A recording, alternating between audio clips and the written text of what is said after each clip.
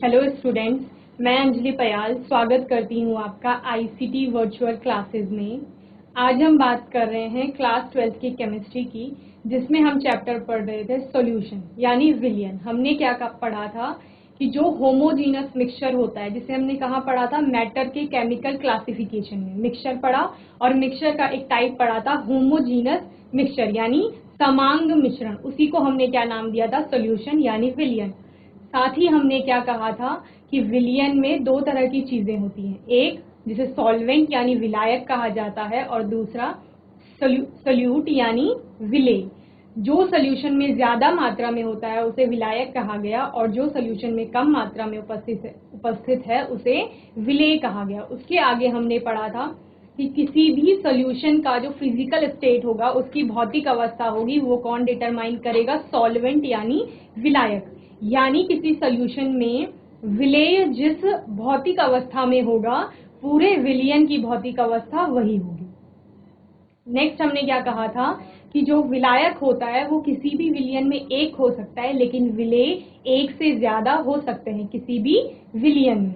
साथ साथ हमने क्या पढ़ा था, कंसंट्रेशन टर्म पढ़ी थी, सांद्रता जिसे कहा था। सांद्रता को हमने दो तरह से बताया था, क्वालिटेटिवली और क्वांटिटेटिवली। क्वालिटेटिवली हमने पढ़ा था कि डाइल्यूट सोल्यूशन होते हैं और कॉन्सेंट्रेटेड सोल्यूशन होते हैं। कंसंट्रेशन कुछ नहीं होता था, बल्कि क्या होता था, amount of solute present in the solution. किसी भी सोल्यूशन में कितनी सोल्यूट की मात्रा प्रेजेंट है वो उस सोल्यूशन की सांद्रता बताती थी।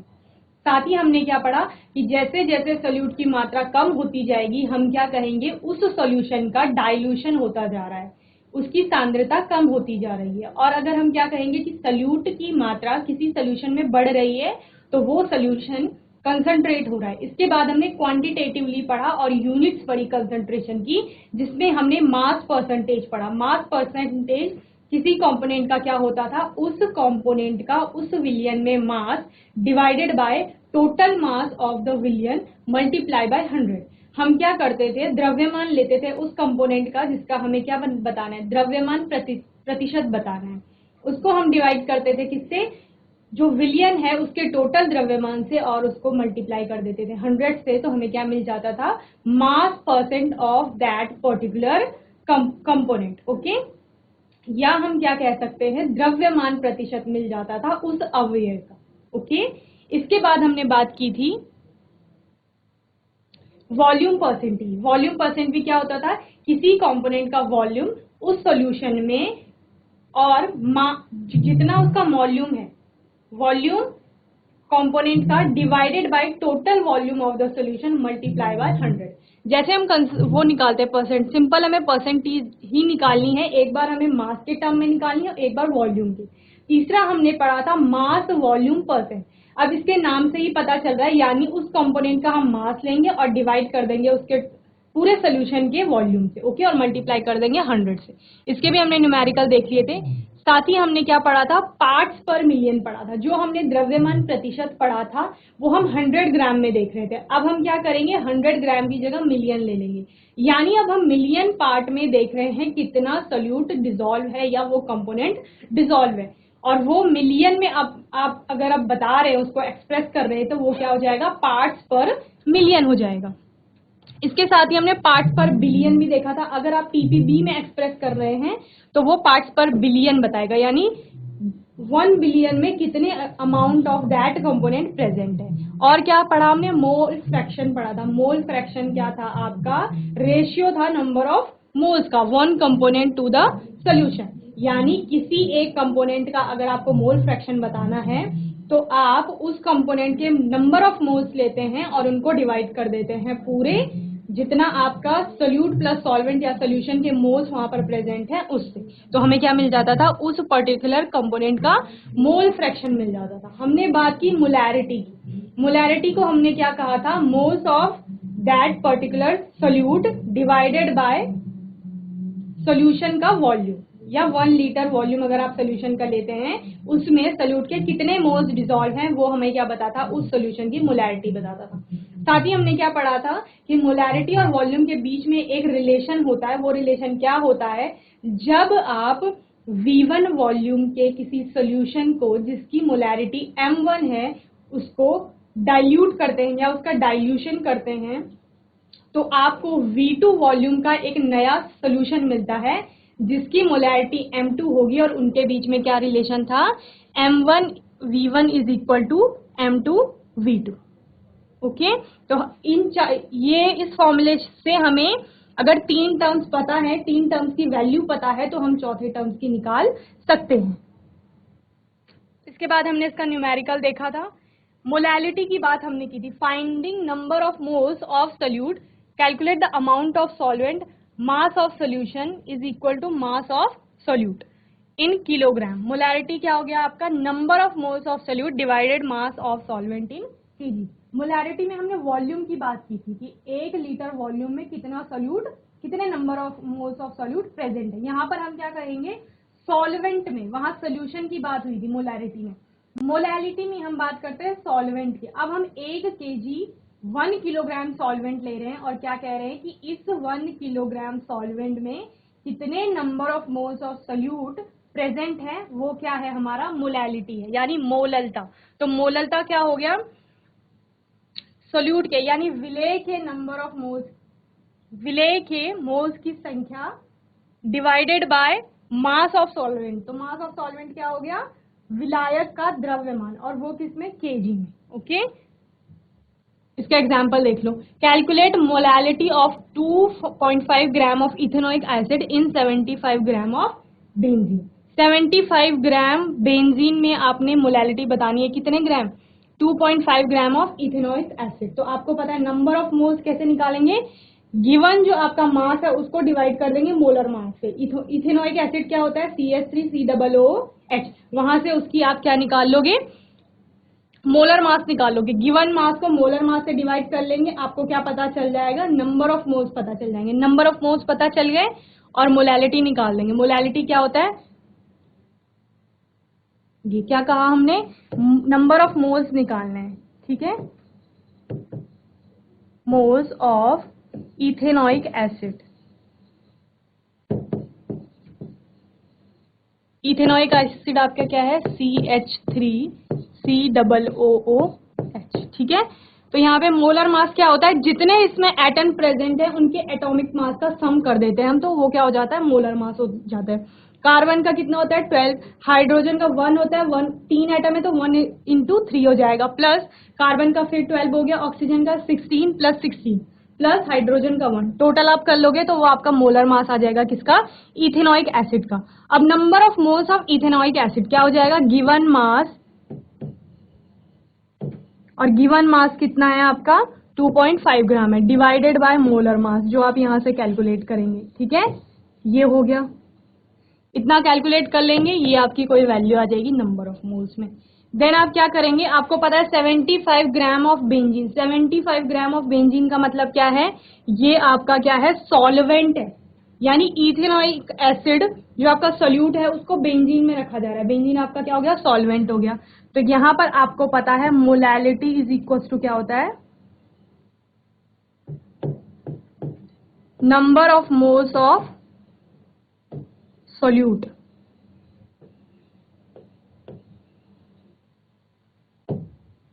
Divided by mass of solvent, ठीक है। तो यहां से आपका जितना नंबर ऑफ मोल्स आएगा उसकी वैल्यू पुट कर देंगे, और यहाँ पर मास ऑफ सॉल्वेंट 75 kg, तो आपको मोलैलिटी पता चल जाएगी इस सोल्यूशन में। ओके, तो होपफुली आपको यहाँ तक समझ में आ गया होगा। तो हमने कितनी चीजें सीख ली थी, कंसंट्रेशन टर्म हमने सीख ली थी, सॉल्वेंट सोल्यूट हमने अच्छे से पढ़ लिया, और साथ ही साथ क्वांटिटेटिवली हमने बताया कि कितनी यूनिट्स होती हैं कंसंट्रेशन की, जिसमें हमने क्या क्या पढ़ा, मास परसेंट पढ़ा या परसेंट बाय मास पढ़ा, वॉल्यूम परसेंट पढ़ा, मास वॉल्यूम परसेंट पढ़ा, साथ ही ppm, ppb और molarity, molality and mole fraction के बारे में पढ़ा। होपफुली आपको इतना समझ में आ गया होगा। आज हम एक नई टर्म पढ़ेंगे जो क्या है, solubility of solid in a liquid. हमने क्या कहा, सॉल्युबिलिटी, सॉल्युबिलिटी यानी विलेयता, किसकी, सॉलिड की, और किसमें, लिक्विड में। हमने डिफरेंट टाइप के सॉल्यूशन पढ़े थे, जहां पर हमने क्या बताया कि कुछ सॉल्यूशन क्या होते हैं, सॉलिड होते हैं, कुछ लिक्विड होते हैं और कुछ गैसियस होते हैं। ठीक है, वो किससे पता चलता है, सॉल्वेंट से पता चल रहा है। यहां पर हम क्या कह रहे हैं, solubility of solids in liquid. In liquid का मतलब क्या है कि ये जो सॉल्यूशन होगा ये किस तरह का होगा, लिक्विड तरह का होगा पूरा सॉल्यूशन। तो यानी उसमें जो सॉल्वेंट होगा वो भी क्या होगा, लिक्विड होगा, और सोल्यूट क्या है, सॉलिड है। समझ गए। तो ये सिंपल सा एग्जांपल किसका हो गया, जैसे आपने एक कंटेनर लिया, इसमें आपने वाटर लिया, तो वाटर आपका क्या हो गया, H2O, ये हो गया आपका लिक्विड। और हमने कहा कि ये क्या है, सॉल्वेंट है। तो यानी जब आपका सॉल्वेंट लिक्विड हो गया तो पूरा सॉल्यूशन कैसे हो गया, लिक्विड हो गया। और हमने दूसरा बात की सोल्यूट की, इसमें हमने कोई तो सोल्यूट डाला और वो सोल्यूट किस तरह का है, सॉलिड है। तो ये क्या हो गया, सॉलिड इन लिक्विड। सॉल्युबिलिटी पता करें हम, और सॉल्युबिलिटी किसकी पता करेंगे, सॉलिड की पता करेंगे, यानी सोल्यूट की पता करेंगे। तो दो चीजें समझ में आ गई, एक सॉल्वेंट और दूसरा सोल्यूट। तो सॉल्वेंट क्या है आपका, जो ज्यादा मात्रा में, और हम यहाँ पर कह रहे हैं ज्यादा मात्रा में यहाँ पर लिक्विड यानी द्रव उपस्थित है, जिसे हमने वाटर कहा इस एग्जांपल में। दूसरा हमने क्या कहा, सोल्यूट। सोल्यूट क्या है, कोई तो सॉल्ट है, सिंपल टेबल सॉल्ट मान लेते हैं, NaCl, ठीक है। तो यानी वो कम मात्रा में उपस्थित है, सोल्यूट। दूसरा हम क्या देख रहे हैं, सोल्यूट देख रहे हैं। सोल्यूट के बारे में हम पढ़ रहे हैं, तो सोल्यूट की विलेयता यानी विलेय की विलेयता देख रहे हैं हम, किसमें, विलायक में। और हमने क्या कहा, वो विलेय यहाँ पर किस अवस्था में उपस्थित है, ठोस अवस्था में उपस्थित है, जिसे हमने नमक कहा कि नमक ठोस अवस्था में है, और द्रव अवस्था में क्या है, पानी है, यानी पानी क्या हो गया हमारा, विलायक हो गया। तो क्या होता है, when solids means solute is added to the solvent, the solute dissolve because its particle go into the liquid and its concentration in the solution increases. This process is known as dissolution. Dissolution means विघटन, घुलना। यानी solute क्या होता है, विलेय जो है वो विलायक में जाता है, यानी नमक कहाँ गया, पानी में गया, और धीरे धीरे क्या हुआ, वो नमक घुलना शुरू हुआ, उसका विघटन होना शुरू हुआ, किसमें, विलायक के अंदर, पानी के अंदर, और धीरे धीरे क्या होगी, वो पूरी तरह से घुल गई। या हम क्या कह सकते हैं कि उस विलायक की या उस सॉल्यूशन की क्या हो गई, कंसंट्रेशन बढ़ गई। कंसंट्रेशन कैसे बढ़ा, क्योंकि हमने पढ़ा था कि कंसंट्रेशन कुछ नहीं है बल्कि क्या है, जो अमाउंट ऑफ सोल्यूट प्रेजेंट है सोल्यूशन में वही है। तो सोल्यूट की मात्रा बढ़ गई सोल्यूशन में, यानी कंसंट्रेशन इंक्रीज हो गया, बढ़ गया। तो समझ में आ गया कंसंट्रेशन कैसे बढ़ा, क्योंकि लिक्विड में, द्रव में सोल्यूट की विलेय की मात्रा बढ़ गई है तो कंसंट्रेशन बढ़ गया है। अब हम बताएंगे कि ये जो सॉल्युबिलिटी होती है, विलेयता होती है, ये किस किस बात पर निर्भर करेगी। तो विलेयता किसकी है, सॉलिड की। क्यों, क्योंकि सॉलिड यहाँ पर क्या हो रहा है, विलेय जो है वो घुल रहा है, ठीक है। विलेय क्या है हमारा, सॉलिड अवस्था में है, तो हम किसकी बात करेंगे, सॉलिड की बात करेंगे, सॉलिड की सॉल्युबिलिटी की बात करेंगे, और किसमें, लिक्विड की, ठीक है। तो हम बताएंगे कि नमक जो है वो किस किस बात पर निर्भर करेगा, यानी नमक का घुलना किन किन चीजों पर निर्भर करेगा। पहला है nature of solute. Nature of solute यानी उसकी प्रकृति, सोल्यूट की प्रकृति क्या है, तो वो किस तरह का है, ठीक है। दूसरा नेचर ऑफ सॉल्वेंट, अब विलायक किस तरह का है। तो इन दोनों के लिए एक ही टर्म आती है, पोलर, पोलर,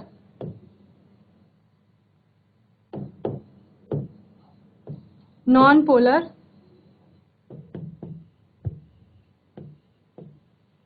नॉन पोलर, ठीक है। यानी अगर आपका क्या है, सोल्यूट जो है वो पोलर है, तो वो किस में घुलेगा, पोलर सॉल्वेंट में घुलेगा, और उसकी सॉल्युबिलिटी वहां पर बहुत ज्यादा होगी, यानी उसके चांसेस क्या हैं, बहुत ज्यादा हैं कि वो अच्छे से वहां पर घुल जाए। दूसरा क्या कह रहे हैं कि अगर नॉन पोलर सोल्यूट है तो वो किस में डिसॉल्व होगा, नॉन पोलर सॉल्वेंट में डिसॉल्व होगा। क्या चीजें समझ में आई, सोल्यूट अगर आपका पोलर है, पोलर मतलब समझते हैं कि वो अपने आयंस में डिसोसिएट हो जाएगा अगर किसी सोल्यूशन में आते हैं। सपोज जैसे आपके पास NaCl हमने कहा यहाँ पर सोल्यूट है, तो NaCl अगर टूटता है तो किसमें टूटता है, Na+ और Cl- में, ठीक है। तो यही पोलर है, जैसे आप फिजिक्स में पढ़ते हैं साउथ पोल, नॉर्थ पोल, वैसे ही केमिस्ट्री में पोल्स का मतलब होता है पॉजिटिव और निगेटिव चार्ज, यानी कोई भी कंपाउंड अगर टूटता है और वो पॉजिटिव और निगेटिव आयंस बना रहा है, मतलब वो क्या है, पोलर है। तो कोई भी अगर पोलर सोल्यूट है वो पोलर सॉल्वेंट में अच्छी तरह से क्या होगा, सॉल्युबल होगा, डिसोसिएट होगा। ओके, दूसरा हम क्या कह रहे हैं, अगर नॉन पोलर है मतलब वो डिसोसिएट नहीं हो रहा है अपने आयंस में, तो वो किस में डिसॉल्व होगा, अच्छे से नॉन पोलर में, या हम क्या कहेंगे कि सोल्यूट जो नॉन पोलर है वो नॉन पोलर सॉल्वेंट के साथ बहुत अच्छे से इंटरैक्ट करेगा। तो ये हमें किसकी प्रकृति पता चल गई, विलेय और विलायक की। इसके बाद हम पढ़ते हैं टेम्परेचर का इफेक्ट। टेम्परेचर का बहुत सिंपल सा एग्जाम्पल ले लीजिए कि अगर आपने क्या किया, सपोज एक ग्लास में आपने पानी लिया है, एक ग्लास में आपने पानी लिया, ठीक है, सपोज यहां तक आपने पानी ले लिया, ठीक है, इसमें आपने 3 स्पून क्या कर लिए, सॉल्ट डाल दिए, ठीक है, 3 चम्मच आपने नमक डाल दिया इसमें, वो तीनों चम्मच अच्छे से घुल गई है नमक की। अब आपने क्या किया, +1 टेबल स्पून, 1 टेबल स्पून और नमक उसमें ऐड कर लिया, लेकिन ये जो चौथा चम्मच डाला ये इसमें घुला नहीं पानी में, ठीक है। 3 आपने पहले से डाल दिए थे जो अच्छे से घुल गए थे, लेकिन चौथा जो आपने डाला वो नीचे यहाँ कहीं बैठ गया, वो घुला नहीं अच्छे से। अब आपने क्या किया, इस वेसल को या ग्लास जो भी था इसको नीचे से आपने हीट दे दी थोड़ी, ठीक है, ये आपने इसको हीट दे दी। हीट देने के बाद हम क्या देखते हैं, धीरे धीरे जो ये वाला जो नीचे 1 extra table spoon of salt था वो क्या हो गया, ये भी अच्छे से डिसॉल्व हो गई इसमें। तो हमने क्या देखा, सॉल्युबिलिटी डिपेंड कर रही है किस पर, टेम्परेचर पर। अगर टेम्परेचर इंक्रीज हो रहा है तो सॉल्युबिलिटी भी बढ़ रही है सॉलिड की, यानी चांसेस टू डिसोसिएट, ठीक है, डिसोसिएशन के चांसेस बढ़ रहे हैं। चांसेस, तो हमने क्या कहा, टेम्परेचर से क्या हो जाएगा, solubility of solids directly proportional to होगा टेम्परेचर T, ठीक है, यानी अगर तापमान बढ़ाया जाता है तो उस केस में जो सॉलिड इन लिक्विड सोल्यूशन है हमारे पास, यानी सॉलिड क्या है हमारा, विलेय है, और लिक्विड क्या है, विलायक है, उसमें जो सॉलिड यानी विलेय है उसकी सॉल्युबिलिटी बढ़ जाएगी। वो डायरेक्टली डिपेंड करेगा किस पर, टेम्परेचर पे। तो 3 चीजें हमारे समझ में आ गई हैं अच्छे से। सब्सटेंस डिपेंड अपॉन किसकी, सॉल्युबिलिटी, सॉलिड की सॉल्युबिलिटी किस किस बात पे निर्भर कर रही है, एक नेचर ऑफ सॉल्यूट, अगर वो पोलर है या वो नॉन पोलर है तो वो नॉन पोलर या पोलर किसके साथ डायरेक्टली इंटरेक्ट करेगा, सॉल्वेंट के साथ, ठीक है। ऐसे ही हमने नेचर ऑफ सॉल्वेंट में बात की कि पोलर या नॉन पोलर सॉल्वेंट जो होते हैं वो सोल्यूट के साथ डायरेक्ट इंटरेक्ट करते हैं और फिर क्या करते हैं, बहुत अच्छे से सॉल्युबल हो जाते हैं और अच्छे सॉल्यूशंस बनाते हैं। तीसरी हमने किसकी बात की, टेम्परेचर की बात करी, तापमान की। अगर हम किसी सॉल्यूशन में तापमान बढ़ाते हैं या क्या कह रहे हैं कि उसमें टेम्परेचर इंक्रीज कर रहे हैं, बढ़ा रहे हैं, उसको हीट दे रहे हैं, तो उस केस में क्या होगा, कोई भी जो सॉल्यूट है वो अच्छे से डिसॉल्व हो जाएगा किसमें, सॉल्यूशन में। या फिर क्या कह रहे हैं, जो सॉलिड से सॉलिड की बात कर रहे हैं कि अगर विलेय हमारा क्या है, सॉलिड है, ठीक है, उस केस में, और विलायक क्या है, लिक्विड है, तो जितना भी सॉलिड है वो अच्छे से डिसॉल्व हो जाएगा लिक्विड में। नेक्स्ट हम बात कर रहे हैं प्रेशर की, ठीक है। अब हमने पढ़ा था, जब हम 11th क्लास में क्या पढ़ रहे थे, फिजिकल क्लासिफिकेशन पढ़ रहे थे मैटर का, तब हमने क्या पढ़ा था कि मैटर को हम फिजिकली 3 तरह से क्लासिफाई करते हैं, सॉलिड, लिक्विड और गैसेस स्टेज में। हमने क्या कहा था कि गैस की कंप्रेसिबिलिटी सबसे ज्यादा होती है, उनको बहुत ज्यादा कंप्रेस किया जा सकता है, ठीक है। लिक्विड की कंप्रेसिबिलिटी हमने कम बताई थी एज कंपेयर टू गैस, लेकिन ठोस की यानी सॉलिड के कंपैरिजन में ज्यादा बताई थी। और हमने कहा था जो सॉलिड होते हैं यानी ठोस होते हैं उनकी कंप्रेसिबिलिटी बहुत कम होती है, या हम कह सकते हैं 0 के बराबर हो सकती है, यानी हम उसको कंप्रेस नहीं कर सकते। एग्जाम्पल ले लो, ये सपोज ये पेन है, इसको हम कंप्रेस नहीं कर सकते हैं, ठीक है। बहुत ज्यादा प्रेशराइज करने पर अगर इसके बीच में कोई स्पेस है तो ये थोड़ा कंप्रेस हो सकता है, अदरवाइज ये कंप्रेस नहीं होगा। तो अगर कंप्रेसिबिलिटी बहुत कम है सॉलिड की तो हम क्या मान सकते हैं, हम उस सॉलिड को, किस सॉलिड को, जो सोल्यूट था हमारा, उसको कंप्रेस नहीं कर सकते, बहुत ज्यादा प्रेशराइज करने पर भी कंप्रेस नहीं किया जा सकता है। उस केस में क्या हो जाएगा, जो आपका प्रेशर है वो सॉल्युबिलिटी पर डिपेंड नहीं करेगा, या हम कह सकते हैं ये सॉल्युबिलिटी इस प्रेशर पे डिपेंड नहीं करेगी। तो चारों हमने फैक्टर अच्छे से पढ़ लिए। किसके, solubility of solid in liquid, यानी हमने सॉलिड की, ठोस की विलेयता देखी किसमें, द्रव में। नेक्स्ट हम देखते हैं solubility of gases in liquid. Solubility of gases, gas की विलेयता देख रहे हैं किसमें, द्रव में। अब हमने क्या मान लिया कि ठोस की जगह सपोज जो आपका सॉल्यूट है वो क्या हो जाएगा, गैसियस स्टेज में हो जाएगा। अगर फिर क्या होगा इस केस में, ठीक है, विलायक आपका अभी भी क्या है, सॉल्वेंट, वो लिक्विड ही है। तो इसका बहुत अच्छा एग्जाम्पल, जब हम क्या पढ़ रहे थे, सोल्यूशन के टाइप पढ़ रहे थे, उसमें हम लिक्विड वाला पढ़ रहे थे। लिक्विड में हमने क्या कहा था, जब सोल्यूट क्या हो गया, गैस अवस्था में हो जाएगी। तो उस केस का एग्जाम्पल क्या था, जितने भी आपकी कोल्ड ड्रिंक्स वगैरह होती है जिनमें गैस मिली होती है, जैसे कोक वगैरह होता है जिनको खोलने पर गैस निकलती है, ठीक है, तो वो सारे किसके एग्जाम्पल है, गैस इन लिक्विड के। वहां पर कार्बन डाइऑक्साइड को बहुत ज्यादा हाई प्रेशर पे क्या किया जाता है, लिक्विड में डिसॉल्व करके रखा जाता है। एब्जॉर्प्शन कोएफिशिएंट की टर्म में को एक्सप्रेस किया जाता है, which is defined as the volume of gas reduce to NTP, dissolution by unit volume of solvent at particular temperature and 1 atmospheric pressure of the gas. क्या किया जाता है, जितना आपने वॉल्यूम लिया है सॉल्वेंट का, ठीक है, उसमें एक पर्टिकुलर टेम्परेचर पे आप जितना गैस को प्रेशराइज कर रहे हो वो भी किसमें, 1 एटमॉस्फेरिक प्रेशर पे, ठीक है, वही आपका क्या बताएगा, सॉल्युबिलिटी बताएगा गैस की। सपोज आपने एक कंटेनर लिया है, ठीक है, इस कंटेनर में आपने क्या किया है, इस कंटेनर में आपने कोई लिक्विड ले लिया, ये लिक्विड ले लिया है। अब इसमें क्या करना है, गैस को डिसॉल्व करना है। ये गैस ले लिए कोई, ठीक है। अब गैस को डिसॉल्व कैसे करेंगे, अगर प्रेशर अप्लाई नहीं किया है तो गैस तो उड़ जाएगी पूरी। तो यहां पर हम क्या लगाते हैं, प्रेशर अप्लाई करेंगे, ठीक है, इसको प्रेशराइज करेंगे और धीरे धीरे क्या होगा, इस कंटेनर में गैस और लिक्विड दोनों चीजें आपस में क्या हो जाएंगी, डिसॉल्व हो जाएंगी और क्या बना लेंगी, सॉल्यूशन बना लेंगी। और सॉल्यूशन किसका बनेगा, जिसकी हम बात कर रहे हैं, गैस इन लिक्विड, ठीक है, ये आपका क्या बन जाएगा, सॉल्यूशन बन जाएगा। क्या कहा हमने, विलेय के रूप में हमारे पास क्या है, गैस है। गैस को घोलना है हमने, सिंपल लैंग्वेज में समझो, गैस को घोलना है किसमें, द्रव में। तो हम क्या कर रहे हैं, उस गैस को प्रेशराइज कर रहे हैं, उस पर दबाव बढ़ा रहे हैं और उसको लिक्विड में यानी द्रव में क्या कर रहे हैं, घुलनशील बना रहे हैं, ठीक है। तो हम क्या कह रहे हैं साथ साथ कि घुलनशील बनाने के लिए हमें प्रेशर अप्लाई करना पड़ेगा, और वो प्रेशर कितना होगा, बहुत ज्यादा होगा। जितना ज्यादा हम प्रेशराइज करेंगे उतनी ज्यादा मात्रा में हम गैस को क्या करेंगे, सॉल्युबल बनाएंगे लिक्विड में, ओके। नेक्स्ट इसमें भी हम क्या पढ़ते हैं, फैक्टर्स पढ़ते हैं जो अफेक्ट करते हैं सॉल्युबिलिटी को। अब हम सॉल्युबिलिटी किसकी देखेंगे, गैस की। जहां पर हम वहां सॉलिड की बात कर रहे थे, यहां हम बात करेंगे गैस की। Nature of the gas, nature of the gas क्या था, नेचर ऑफ सोल्यूट, जहां पर हम वहां कह रहे थे, ठीक है।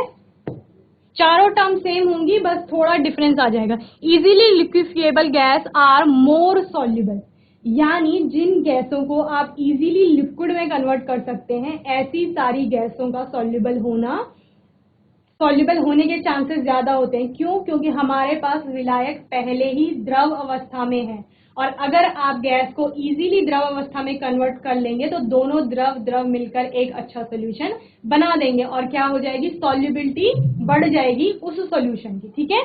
एग्जाम्पल है CO2 is more soluble than O2 and H2। क्यों, क्योंकि जो कार्बन डाइऑक्साइड होती है वो बहुत ज्यादा लिक्विफिएबल होती है, यानी CO2 को इजीली आप लिक्विड फॉर्म में कन्वर्ट कर सकते हैं। दूसरा है नेचर ऑफ सॉल्वेंट, यानी विलायक की प्रकृति। विलायक की प्रकृति क्या होगी, gas capable of forming ions in aqueous solution are more soluble in water than the other solvent. ये कौन सा था, वही जो हमने सॉलिड इन लिक्विड के केस में पढ़ा था, क्या, कि पोलर अगर सोल्यूट है तो वो पोलर सॉल्वेंट में इजीली सॉल्युबल हो जाएगा, और नॉन पोलर अगर सोल्यूट है तो वो नॉन पोलर सॉल्वेंट में इजीली सॉल्युबल हो जाएगा। वही हम यहाँ पर क्या कह रहे हैं कि अगर कोई सॉल्वेंट क्या कर रहा है या कोई सोल्यूट क्या कर रहा है, gas capable of forming ions, ions मतलब यानी पॉजिटिव और नेगेटिव आयन बना रहे हैं किसमें, एक्वस सोल्यूशन में। हमने क्या कहा, कोई गैस अगर एक्वस सोल्यूशन में यानी वाटर में आती है,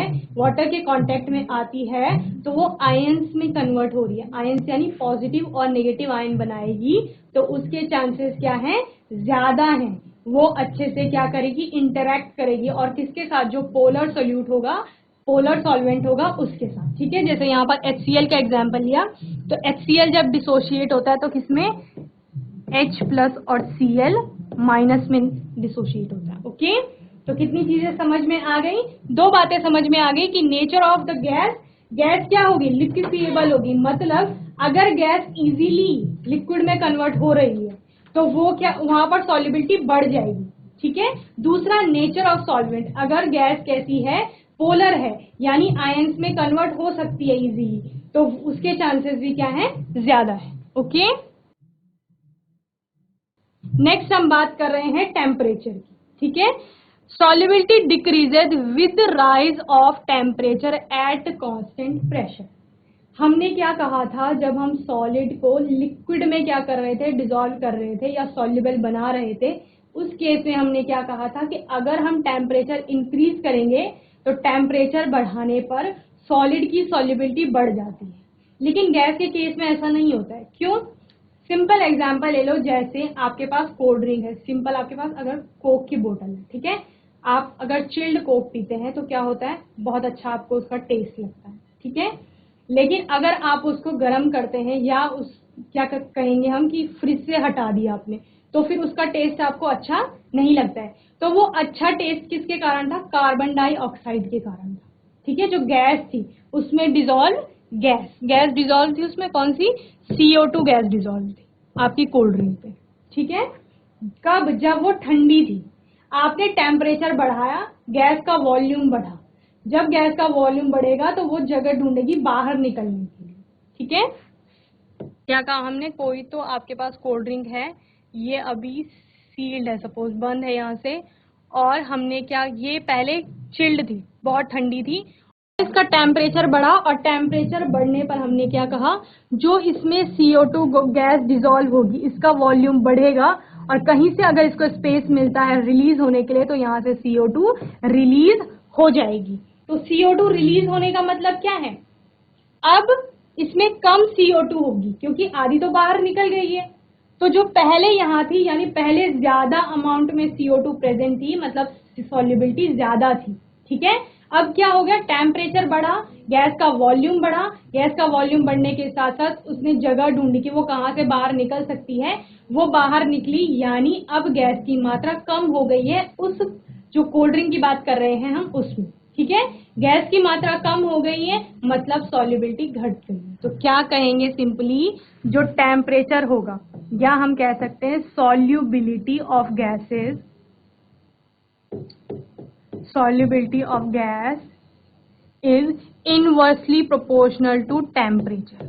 ठीक है, किसी भी गैस की solubility जो होती है वो टेम्परेचर के व्युत्क्रमानुपाती होती है, यानी अगर टेम्परेचर बढ़ाया जाएगा तो सॉल्युबिलिटी क्या हो जाएगी, कम हो जाएगी। क्यों, क्योंकि गैस का वॉल्यूम बढ़ जाएगा, गैस का वॉल्यूम बढ़ जाएगा तो अगर वो किसी कंटेनर में रखी हुई है वो कोशिश करेगी उससे बाहर निकलने की, रिलीज होने की, और अगर वो सॉल्यूशन से बाहर आती है मतलब वो वहां पर उस सॉल्यूशन में उसकी मात्रा कम हो गई। ठीक है, सॉल्युबिलिटी का पूरा मतलब है कि वहां पर उस सॉल्यूशन में उसकी कितनी मात्रा है, कितनी ज्यादा मात्रा में वो घुली हुई है वहां पर। चौथा आपका आता है प्रेशर। अब हमने सॉलिड के केस में कंप्रेसिबिलिटी देखी थी, हमने क्या कहा कि बहुत कम या नगण्य, जीरो कंप्रेसिबिलिटी मानी थी किसकी, सॉलिड की। लेकिन लिक्विड में हम क्या कहते हैं कि हम इनको बहुत ज्यादा कंप्रेस कर सकते हैं। अगर गैस बहुत ज्यादा कंप्रेस करेंगे और बहुत छोटे कंटेनर में भी इनको रखा जा सकता है, यानी जो प्रेशर होगा वो डायरेक्टली क्या होगा, सॉल्युबिलिटी ऑफ गैस पर डिपेंड करेगा।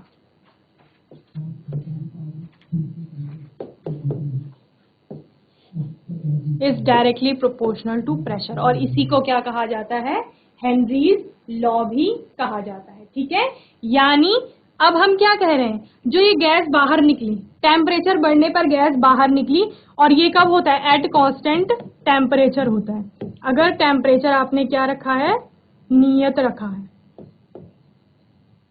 ठीक है, प्रेशर कम ज्यादा कर रहे हैं लेकिन तापमान आपने स्थिर रखा है, एक ही तापमान की बात आप कर रहे हैं। तो हमने क्या कहा कि जैसे ये कोई कंटेनर है, इसमें हमने क्या करना है, गैस को डिसॉल्व करना है। तो जितना ज्यादा आप प्रेशराइज करेंगे गैस को, उतनी ज्यादा अमाउंट में गैस क्या होगी, सॉल्युबल होगी उस लिक्विड में। ठीक है, तो जितना ज्यादा प्रेशर अप्लाई करेंगे, सॉल्युबिलिटी ऑफ गैस उतनी ज्यादा बढ़ जाएगी, यानी गैस की मात्रा जो है वो बढ़ रही है। कहां पर, सोल्यूशन में, सोल्यूट की मात्रा बढ़ रही है। गैस हमारा क्या है, यहाँ पर विलेय है, और लिक्विड क्या है, विलायक है। ठीक है, तो इतने सारे पॉइंट्स आपको होपफुली समझ में आ जाने चाहिए, तो यहां से नोट कर लीजिए एक बार।